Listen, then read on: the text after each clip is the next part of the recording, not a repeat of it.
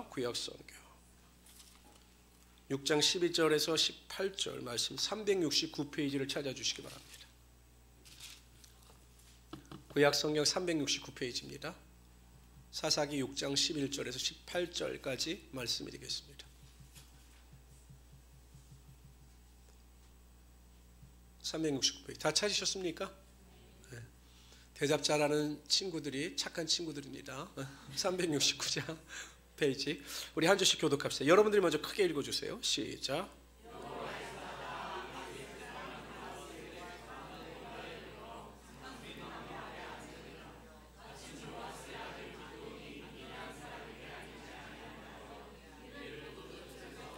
여호와의 사자가 기드온에게 나타나 이르되 큰 용사여 여호와께서 너와 함께 계시도다 하며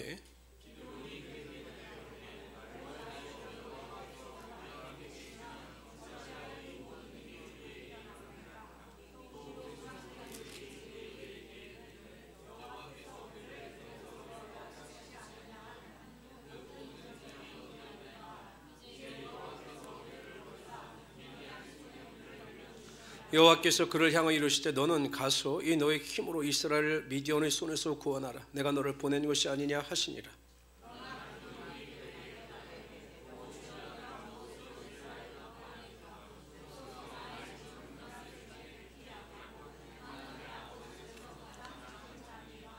여호와께서 그에게 이르시되 내가 반드시 너와 함께하리니 네가 미디안 사람 치기를 한 사람을 치듯 하리라 하시니라.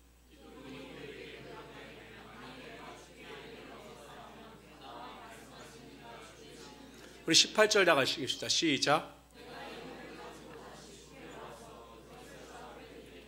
이곳을 떠나지 마시기를 원하나이다니 그가 이르되 내가 너를 아멘. 저는 오늘 읽어드린 본문 말씀을 가지고 큰 용사여 여호와께서 너와 함께 계시도다 이와 같은 제목으로 하나님의 말씀을 증거하도록 하겠습니다. 저는 이렇게 보면 TV 동물농장이라고 하는 프로그램을 잘 봅니다. 물론 주일날 낮에 하기 때문에 생방송은 못 보고 제가 이제 녹화 방송 가끔 볼 때가 있는데 제가 오래전에 방영했던 내용인데 이제 재방송을 봤어요. 근데 제가 워낙 개를 좋아합니다. 개를.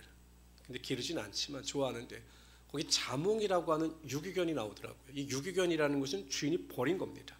그러니까 보통 여러분 이것이 보호소에 가게 되면 2주 동안 주인이나 입양자가 나타나지 않으면 안락사를 당합니다.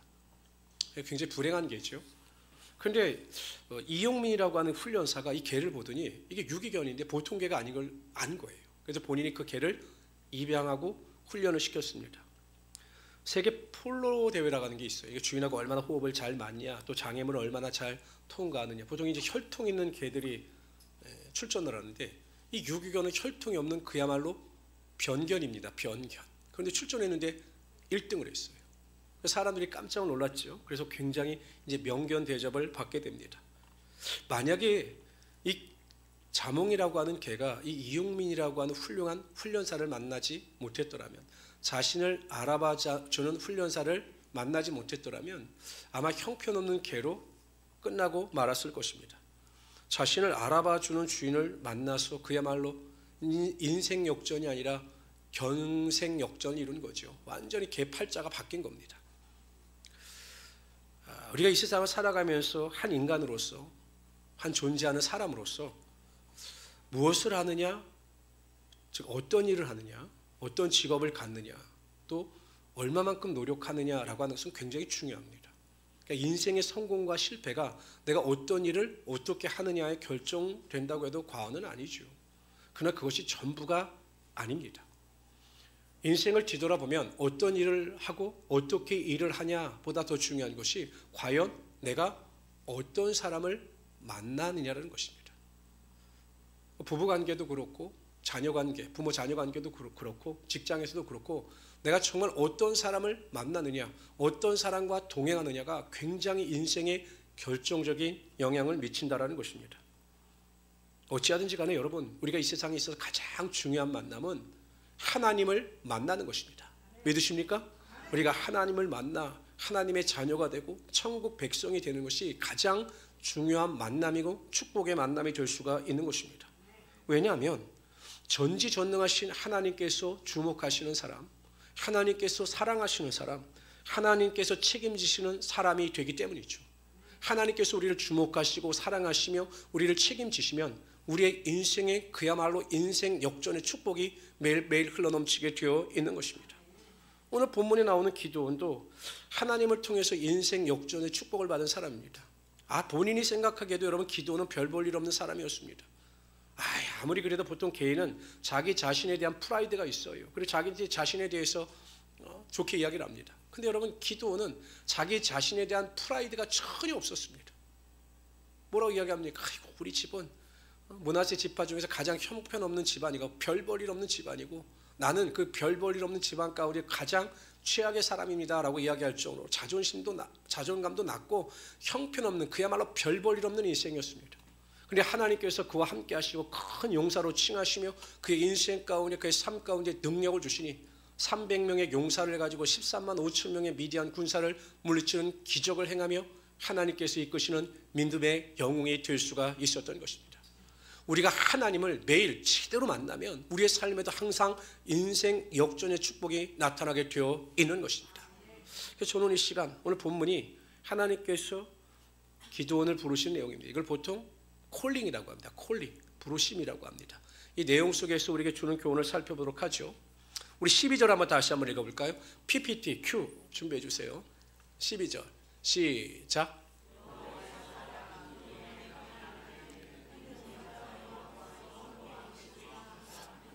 점심 먹을 시간이 얼마 남지 않았으니까 다시 한번 힘내서 읽어봅시다. 시작. 큰 용사여 너와 아멘. 하나님께서 기드온을 찾아오셨습니다. 기드온의 요청에 의해서 기드온의 간구에 의해서 하나님이 기드온을 찾아오신 것이 아니라 기드온이 하나님을 찾지 않았는데 하나님께서 기드온을 찾아오셨습니다. 구약 성경의 일반적인 패턴은 하나님께서 하나님의 사명을 감당하기를 원하는 사람들을 찾아오셔요. 그들의 요구나 그들의 간구가 아니라 하나님께서 무조건적으로 찾아오십니다. 보통 하나님께서 찾아오시는 사람들은 하나님의 택함을 받은 소수의 사람들입니다. 그런데 신약시대에 들어와서는 이 패턴이 완전히 바뀝니다. 예수님께서 우리의 죄를 담당하시어 십자가에 달려 돌아가실 때 성소와 지성소 사이에 있었던 휘장이 위에서부터 아래로 찢어졌습니다. 그리고 하나님과 우리 사이에 막힌 담이 무너지고 누구든지 주의 이름을 부르는 자들은 하나님 앞에 나가 하나님께 기도하고 하나님의 궁일하심을 구할 수 있는 은혜와 자격이 주어지게 됩니다. 히브리서 4장 16절에 보면 그러므로 우리는 궁일하심을 받고 때를 따라 드문 은혜를 얻기 위하여 은혜의 보좌 앞에 담대히 나갈 것이니라 라고 말씀하고 있습니다. 하나님의 택함을 받은 자들은 누구든지 담대함을 가지고 그리스도의 보좌 앞에 나가 하나님의 궁일하심과 자비를 구할 수 있게 된 것입니다. 더 감사한 것은 무엇이냐? 이제는 특별한 어느 한 사람이 아니라 하나님은 원하시는 자 누구에든지 찾아오셔서 그들과 함께 하시며 그들을 위로하시고 하나님의 은혜와 능력이 나타나게 하여 주시는 것입니다. 중요한 게 있어요. 중요한 게 있어요. 누구나는 맞아요. 하나님은 남녀노소 빈부 격차에 상관없이 누구든지 원하는 사람에게는 찾아오십니다. 그러나 아무나에게는 아니에요. 구원을 받았다고 해서 하나님의 자녀라고 해서 아무나 다 하나님이 찾아오시는 것은 아닙니다. 하나님을 간절히 구하고 찾고 찾는 자들에게 찾아오시고 그들에게만 은혜를 허락하여 주시는 거죠. 다 같이 한번 읽어봅시다. 말씀이 어디 갔나요? 날라갔나요? 제가 읽어보도록 하겠습니다. 계시록 3장 20절입니다. 잘 들으세요. 볼지어다 내가 문 밖에서 서서 두드러오니 누구든지 내 음성을 듣고 문을 열면 내가 그에게도 들어가 그와 더불어 먹고 그는 나와 더불어 먹으리라. 어떤 사람에게 들어가십니까? 문을 두드릴 때 여는 자, 마음의 문을 여는 자에게 예수님께서 들어가셔서 그와 함께 먹고 그는 나와 더불어 먹으리라라고 말씀하고 있는 것입니다. 누구나가 다가 아닙니다. 예수 그리스도를 원하며 그의 마음을 여는 자에게 찾아가셔서 그를 위로하시고 그와 더불어 먹고 마시며 그와 교제를 하신다라는 거죠. 마음의 문을 연다는 의미는 우리는 분명히 알아야 합니다. 첫째는 간절하게 사모하는 마음이 마음의 문을 여는 것입니다. 하나님을 간절히 사모하고 구하는 자들이 마음의 문을 열고 주 예수여 어서 오시옵소서라고 간구하는 자들인 것입니다. 그들 가운데 하나님께서 찾아가시고 그들을 만나 주시는 것입니다. 두 번째는 내려놓음입니다. 나의 교만도 자랑도 모든 나의 탐심도 모든 욕심도 슬픔도 다 내려놓고 내가 하나님 앞에서 완전 무장 해제가 되어 나의 문을 열어놓을 때 하나님께서 그들을 찾아가셔서 그들의 심령 가운데 자정하시며 그들을 위로하시고 그들의 삶에 하나님의 축복의 능력이 임하게 하여 주시는 것입니다. 세 번째는 주님의 음성을 듣겠다라고 하는 마음의 자세인 거죠.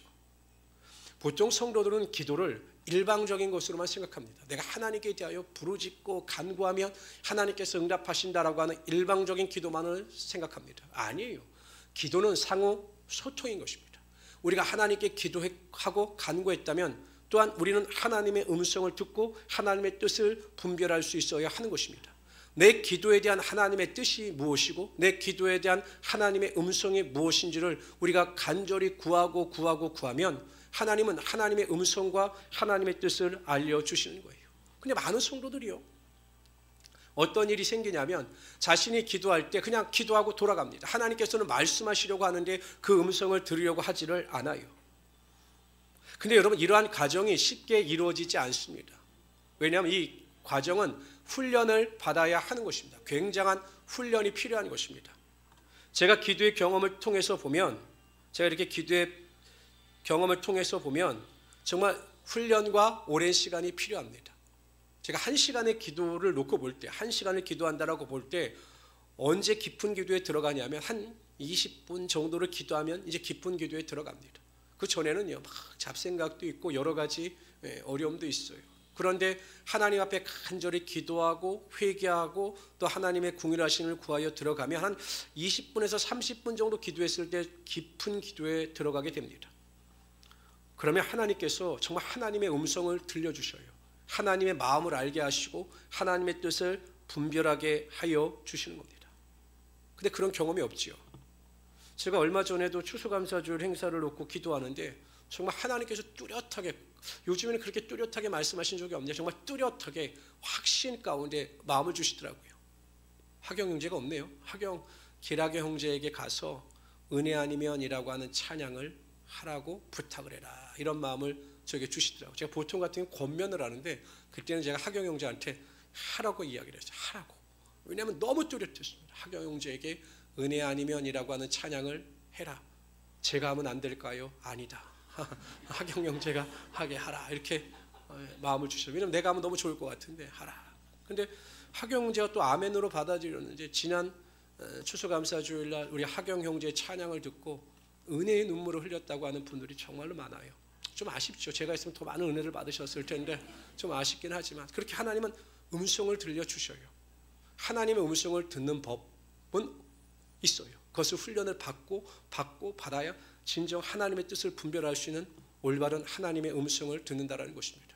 이걸 굉장히 어렵게 생각하는 분들이 있어요. 제가 예전에 한 번은 교회를 개척할 때 어느 교단 목사님들과 이렇게 그룹 성경 공부를 한 적이 있는데 저에게 여쭤보시더라고요. 목사님은 어떻게 안양에서 또 정확하게 그쪽에서 개척을 하셨어요? 라고 물어보길래 제가 정말 하나님의 음성을 들었다고, 그곳에 개척하라고 하는 정말 하나님의 강력한 음성을 들었다라고 이야기하니까 약간 조롱하더라고요. 아이고, 우리도 그런 음성을 들어야 되는데 그래야 우리가 개척을 하는데 아직도 개척 못하고 있어요. 그분들은 음성을 듣지 못했기 때문에.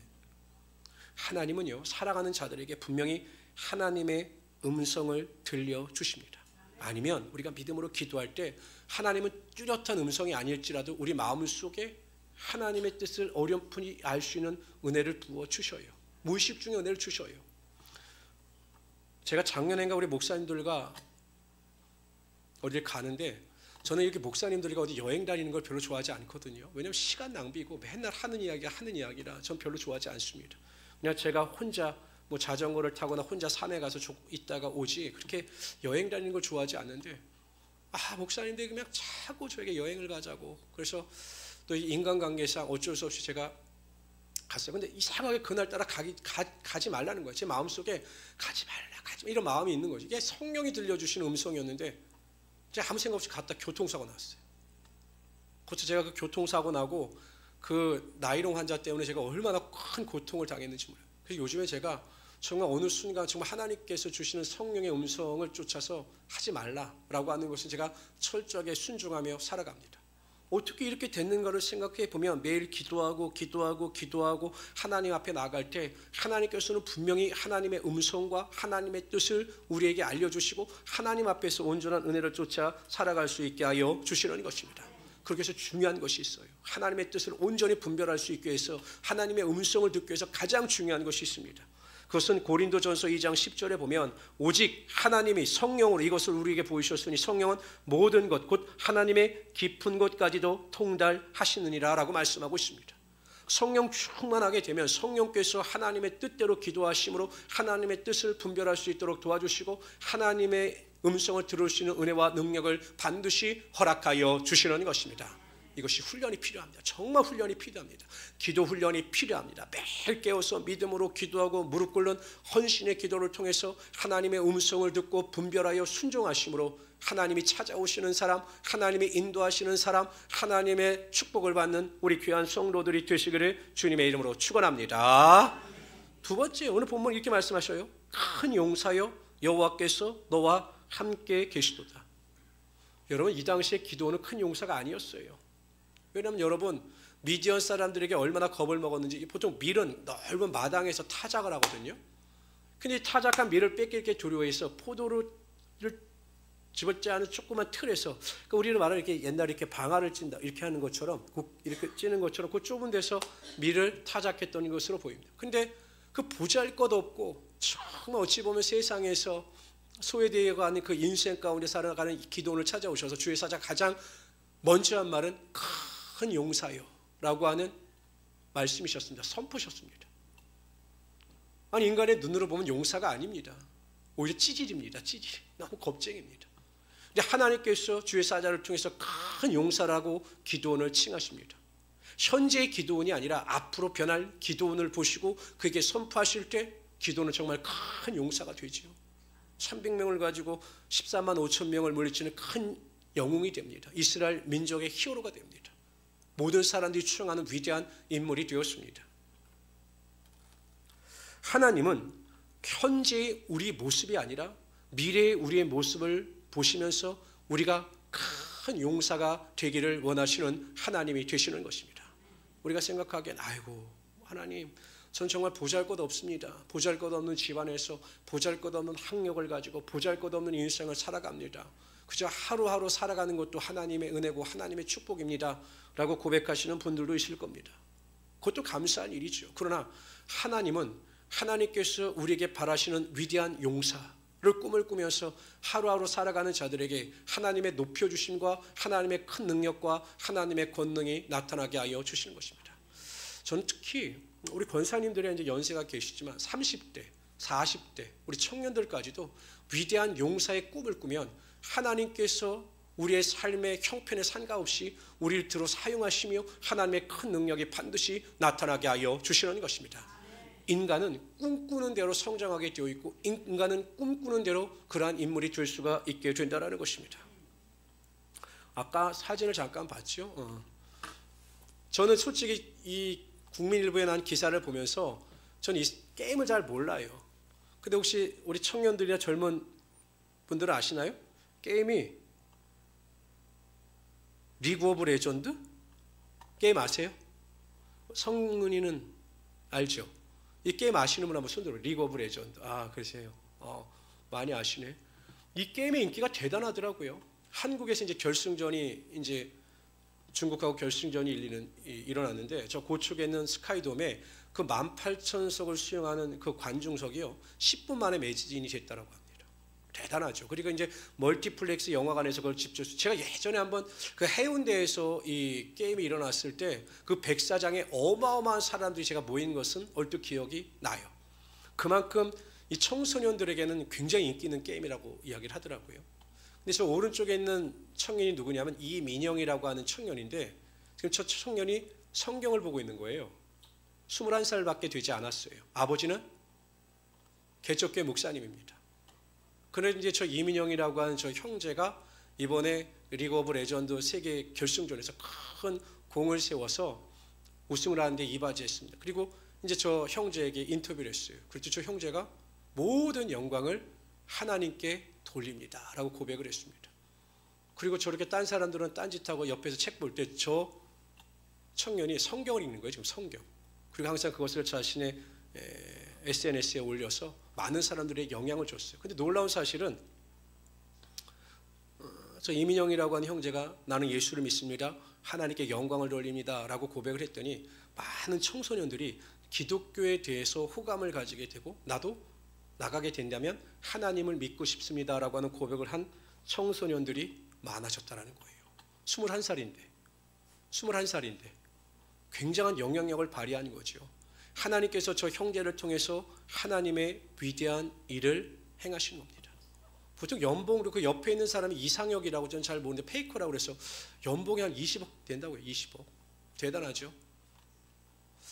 근데 제가 보면 그럼 저 이민영도 한 20억 받을 텐데 그럼 11조가 아이고 유빈이도 한번 잘 생각해 보세요. 리그레 보내셨는데 그러니까 하나님은요 정말 쓰시고자 하는 자에게 하나님의 능력을 주셔요. 나이와 신분에 상관없이 하나님께서 그러한 위대한 능력을 주셔서 하나님의 영광이 나타나게 하여 주시는 것입니다. 저는 꼭 청년들에게 젊은 분들에게 이 말을 하고 싶어요. 마이크로소프트사의 빌 게이츠라고 하는 사람이 있습니다. 이 빌 게이츠에 대한 호불호는 분명합니다. 이 빌 게이츠를 상업주의자로 몰아서 싫어하는 사람들도 있고 천재라고 해서 좋아하는 사람들도 있어요. 그래서 이 빌 게이츠에 대한 호불호는 분명합니다. 그런데 중요한 것은 이 빌 게이츠를 무시하는 사람은 없어요. 그의 능력을 폄하하는 사람은 없어요. 능력은 다 인정합니다. 빌 게이츠를 좋아하거나 싫어할 수는 있지만 이 빌 게이츠를 무시하는 사람은 없어요. 우리가 예수를 믿고 구원을 받아 하나님의 자녀로 살아가는 것 좋아하는 사람도 있고 싫어하는 사람들도 있을 겁니다. 그러나 우리가 어디에 가서 무슨 일을 하든지 예수를 믿는 것 때문에 무시당하는 사람들이 없기를 바랍니다. 정말 일을 해야 되는데 예수 믿는 자로서 본을 보이고 예수 믿는 자로서 더 열심히 함으로 말미암아 영광을 드러내야 하는데 저는 그게 제일 싫어요. 예수 믿는다라고 하면서 말만 맞고 실력이 없다라고 하는 말을 제가 자주 들어요. 그것은 무시당하는 행위인 거죠. 하나님은 우리가 큰 용사로 살아가기를 원하시는 하나님이 되시는 것입니다. 가정 안에서 여러분 믿음의 큰 용사가 되시기를 바랍니다. 여러분 직장에서도 믿음의 큰 용사가 되세요. 하나님 나를 들어 사용하여 주시옵소서. 요셉처럼 다니엘처럼 내가 처해 있는 그 직장에서 큰 용사가 되게 하여 주시고 영향력을 발휘하는 자가 되게 하여 주시옵소서라고 기도하셔서 하나님께 쓰임받을 수 있는 우리 성도들이 되시기를 바랍니다. 사업장에서 큰 용사가 되시기를 바랍니다. 하나님의 영광을 드러낼 수 있고 사업장의 지경이 넓어지며 정말 하나님의 살아가 계심을 증거할 수 있는 그 사업이 될 수 있도록 기도하면 하나님께서 나를 통해서 내가 상상할 수 없는 위대한 일을 내 인생 가운데 베풀며 살아가게 하여 주실 것입니다. 성도 여러분, 여러분들은 다 큰 용사입니다. 하나님께서는 여러분들을 그렇게 부르시고 그러한 자들이 되기를 원하시는 하나님이 되시는 것입니다. 그런 믿음에 합당한 삶을 살아갈 수 있는 우리 성도들이 되시기를 주님의 이름으로 축원합니다. 우리 13절 한번 다시 읽어보자. 13절 있습니다. 시작. 다시요. 크게 시작.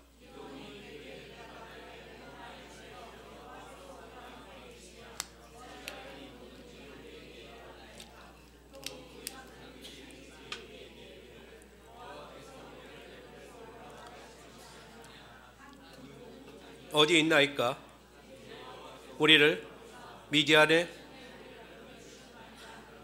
기돈의 불평과 원망이 나타나고 있어요. 자신들이 미디안의 압제를 받는 것은 하나님 때문이라는 것입니다. 물론 맞지요. 그러나 그 원인이 어디 있습니까? 미디안 가운데 그들이 압제 속에 살아갈 수밖에 없었던 이유는 그들의 죄 때문에 그래요. 그들이 하나님 앞에서 회개하지 아니하고 거룩함 가운데 살아가지 아니하므로 하나님께서 그들을 미디안에서 넘겨주신 거죠. 그러니까 원인은 하나님께 있는 것이 아니라 자신들의 죄에 있었던 것인데 기도는 그 상황 인식을 제대로 하지 못하고 모든 원인이 하나님께 있다고 원망하고 불평하고 있는 것입니다. 상황 인식의 오류입니다. 성도 여러분, 항상 우리가 믿는 것도 중요합니다. 그러나 상황을 잘 인식하여 올바른 믿음을 적용하는 것이 정말로 중요하죠.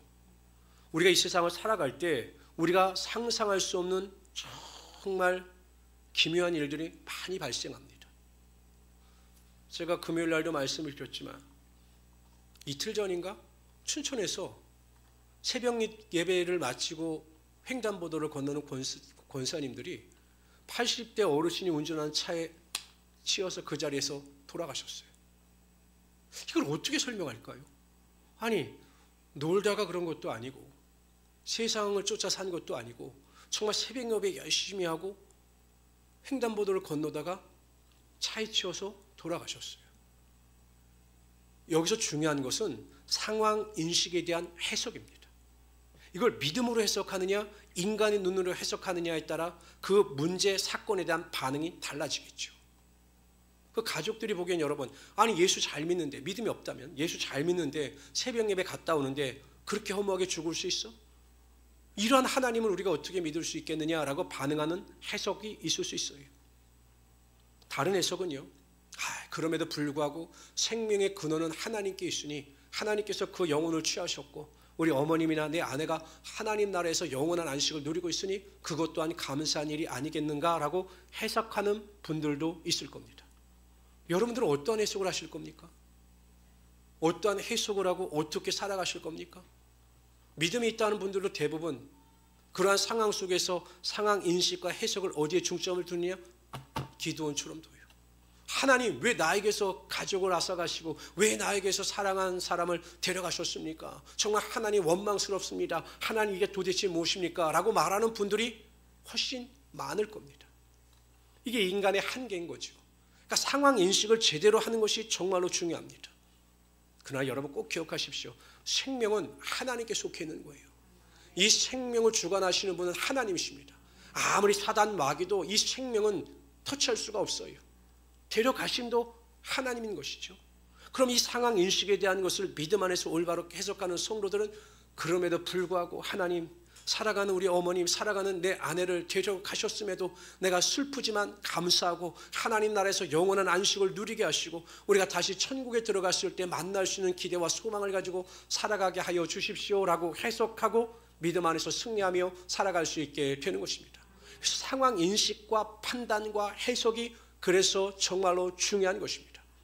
그런데 사람들은 항상 해석이나 상황 인식이 자기 중심적이에요.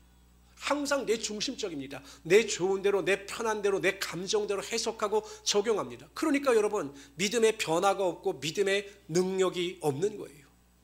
제가 예전에 청년 사역을 할 때 정말 똑똑한 청년이었습니다. 그런데 적응을 못해요. 회사에 가면 관두고 계속 이러는 거예요. 하루는 와서 저에게 상담을 하는데 이야기를 들어보니까 똑같은 일이 반복되어진다? 똑같은 일이 계속 발생한다? 그것은 회사나 사람에게 문제가 있는 것이 아니라 나에게 문제가 있을 수 있거든요. 그것을 제가 그래서 집어줬어요. 우리 형제에게 문제가 있을 수 있으니까 그래서 잘 뒤돌아보라. 나중에 저에게 깨닫고 와서 이야기하더라고요. 자기가 너무 이기적이었고 다른 사람을 배려하는 마음이 없었던 것 같다. 그래서 잘 직장 생활을 하게 되었습니다. 우리에게 하나님의 지혜가 필요한 것이 여기에요. 여기. 하나님 어떠한 일이 발생했을 때 상황 인식을 잘 할 수 있는 지혜를 저에게 신령한 은혜와 지혜를 허락하여 주시옵시오. 인간의 눈으로 볼 땐 불행이고 좌절이고 슬픔이고 탄식이나 믿음의 눈으로 볼 땐 그 안에 하나님의 은혜가 있고 하나님의 사랑이 있고 하나님의 인도하심이 있는 것을 깨닫게 하여 주시고 영적인 눈으로 분별하며 살아갈 수 있게 하여 주시옵소서. 이런 기도를 할 때 하나님께서 지혜를 통해서 모든 상황 인식을 올바로 판단케 하시고 바른 길을 걸어가게 하여 주실 것입니다. 이러한 은혜와 능력을 맛보며 살아갈 수 있는 하나님의 귀한 성도들이 되시기를 주님의 이름으로 축원합니다. 근데 이 정도 수준까지 올라가려면 쉽진 않아요. 단언컨대 한 80세 권사님이 되셨을 때는 아마 이 정도 수준까지 올라가는데 제가 바라옵기는 청년들이나 우리 30, 40대 우리 믿음의 부부팀들도 이러한 믿음이 될 수 있도록 항상 구하는 우리 귀한 성도 되시기를 주님의 이름으로 축원합니다. 기드온이 하는 말을 보면 그의 생각은 하나님께 대한 원망과 불평으로 가득 차 있습니다. 그 이유가 무엇일까? 육에 속해 있기 때문입니다. 기도하지 않기 때문입니다. 기도하지 않는 성도들의 특징을 보면 항상 부정적입니다. 기도하지 않는 성도들의 특징을 보면 모든 일에 원망과 불평을 앞세웁니다. 좋은 것이 있음에도 불구하고 부정적인 것을 바라보고 항상 원망하고 불평합니다. 그러나 성경이 가르치는 기도, 성령께서 인도하시는 기도를 하는 성도들을 보면 그럼에도 불구하고 모든 일에 감사하며 하나님께 영광을 돌리며 살아가는 모습을 보게 된다는 것입니다. 예수 그리스도에 대한 이야기를 하고 믿음에 관한 이야기를 하면서 항상 기뻐하고 즐거워하는 모습을 가지고 살아가게 되는 것입니다. 제가 가만히 뒤돌아보면 언제 가장 힘들고 인생이 지루한가를 한번 제가 이렇게 제 인생을 뒤돌아보면서 생각해 봤습니다. 내가 언제 가장 인생이 지루하다고 느꼈을까? 가장 언제 인생이 피폐하다고 느꼈을까를 이렇게 제가 한번 뒤돌아봤습니다. 근데 참 재미있더라고요. 문제가 있을 때도 아닙니다. 제가 문제가 있을 때 내 인생이 힘들다, 내 인생이 고달프다, 내 인생이 재미없다 이렇게 느끼지 않았더라고요. 또 성도들이 힘들어할 때 제가 굉장히 가슴이 아프거든요. 그러니까 부모의 마음이죠. 자녀들이 아프면 부모가 아픈 것처럼 굉장히 성도들이 아플 때 가슴이 아픈데 그렇다고 해서 그때 내가 인생이 힘들고 지루하다라고 느끼지도 않았습니다. 내 뜻대로 되지 않을 때인가? 그렇지도 않아요. 내 뜻대로 되지 않는다고 해서 그렇게 실망하지 않았습니다. 왜냐하면 내 뜻대로 되지 않아도 그 안에는 하나님의 뜻이 있음을 믿었기 때문이죠. 그럼 언제 내가 가장 힘들고 인생이 지루하다고 느꼈을까? 언제 가장 원망하고 불평했을까를 생각해 보니까 결국 기도하지 않을 때였습니다. 기도하지 않을 때. 왜냐하면 여러분 평안하고 제가 문제가 없으면 그냥 인간인지라 기도를 놓고 간절함이 사라질 때가 있어요. 매일 기도하고 하다가 문제가 없고 좀 교회가 평안하면 또 저도 낙심하는 게 아니라 평안해서 기도에 대한 간절함이 사라질 때가 있어요. 그때가 제일 힘들더라고요. 육신은 편한데 마음이 편하지 않고 마음에 항상 원망과 불평이 쌓여 있더라고요. 결국 기도하지 않으면 우리의 영혼이 죽기 때문입니다. 제가 어느 교회 목사님 설교를 듣는데 참 재미있는 말씀을 하시더라고요. 이제 우리가 코로나 때 마스크 쓰는 것이 일상화됐잖아요. 근데 그 교회는 지금도 목사님이 마스크를 쓰고 다니는 사람들을 지정해 주신다고 합니다.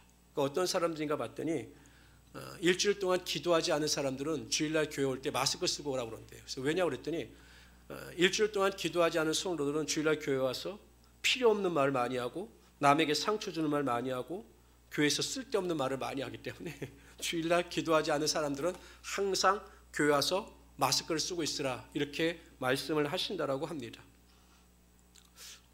좋은 생각이기도 해요. 저도 보면 기도하지 않을 때 그냥 침묵하는 것이 금이다라는 생각을 가질 때가 많아요. 왜냐하면 이게 기도라면 영이 육신을 지배하는데 기도하지 않으면 육이 영을 지배하거든요. 그래서 필요 없는 말을 하고 상처 주는 말을 하고 고통 주는 말을 하거든요. 아무 생각 없이 던진 말인데 상대방이 상처를 받는 경우가 많이 있습니다. 그러나 성도 여러분, 그럼에도 불구하고 우리는 겸손한 마음을 가지고 하나님 앞에 무릎 꿇고 기도하는 습관을 잃지 말아야 하는 것입니다. 기도는 하늘의 문을 열 수 있는 하나님의 축복의 도구입니다. 아무리 삶의 환경이 어렵다 할지라도 우리가 기도의 자리에 나와 포기하지 아니하고 인내하며 기도할 때 하나님은 때가 되면 반드시 하늘의 문을 여시고 우리 삶에 하나님의 영광이 나타나게 하여 주시는 것입니다.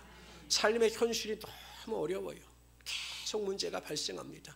그러나 기도할 때 하나님께서 우리의 삶에 위로와 소망이 나타나게 하여 주시는 거죠.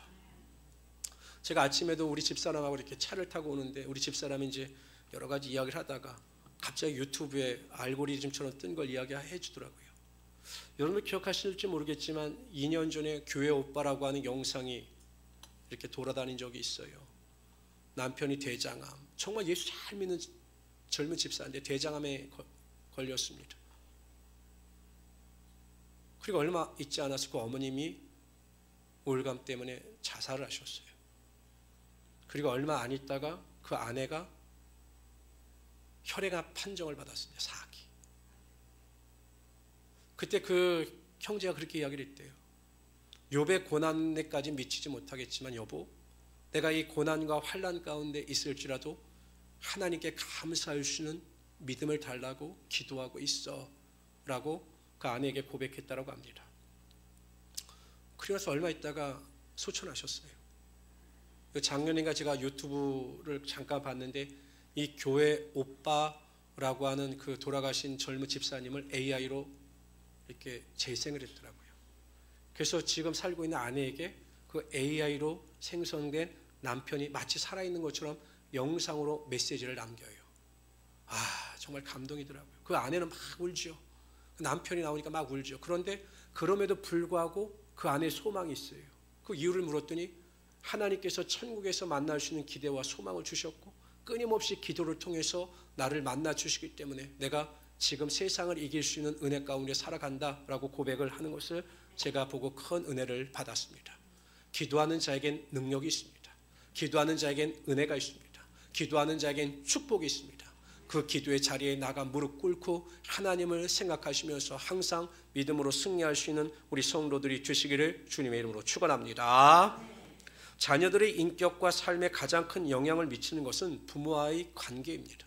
우리가 결손가정 하지 않습니까? 그게 꼭 부정적인 것은 아닙니다. 그러나 아이들의 인격 형성, 안정감에 가장 큰 영향을 주는 것은 그 부모와 자녀들과의 관계입니다.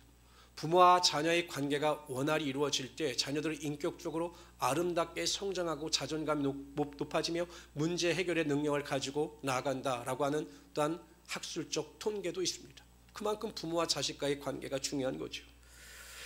성도로서 우리가 삶의 안정 가운데 평강을 누리며 살아가기 위해서 가장 중요한 것은 하나님과의 관계입니다.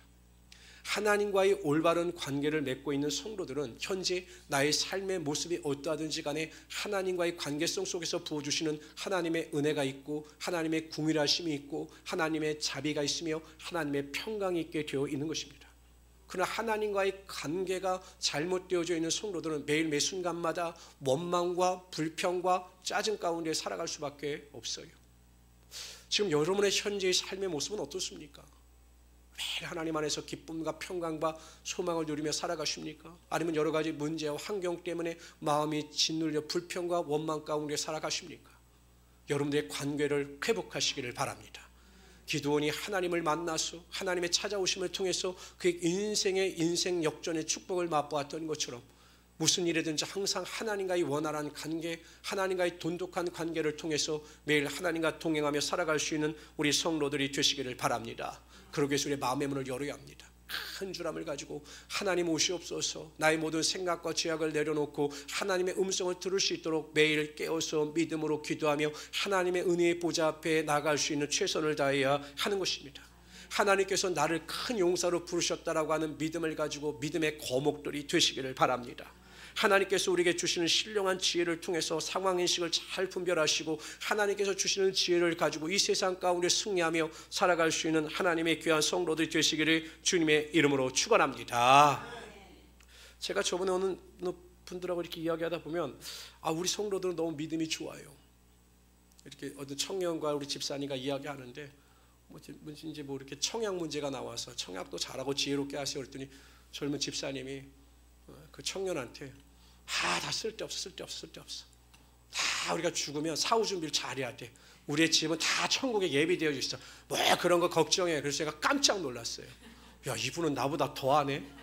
신학하세요 그랬는데 맞죠. 우리가 천국에 대한 소망을 가지고 살아가야 하는 것은 맞아요. 그러나 이 땅에서도 여러분 어찌하든지 하나님의 뜻을 분별하고 상황 인식을 잘해서 최선을 다하며 살아갈 수 있어야 한다는 것입니다. 하나님과의 올바른 기도의 관계를 통해서 원망과 불평과 탄식과 절망이 떠나가고 하나님이 주시는 귀한 소망과 기대를 가지고 넉넉히 이기며 살아갈 수 있는 우리 귀한 성도 되시기를 주님의 이름으로 축원합니다. 기도합시다. 주시 하나님 정말로 감사합니다. 매일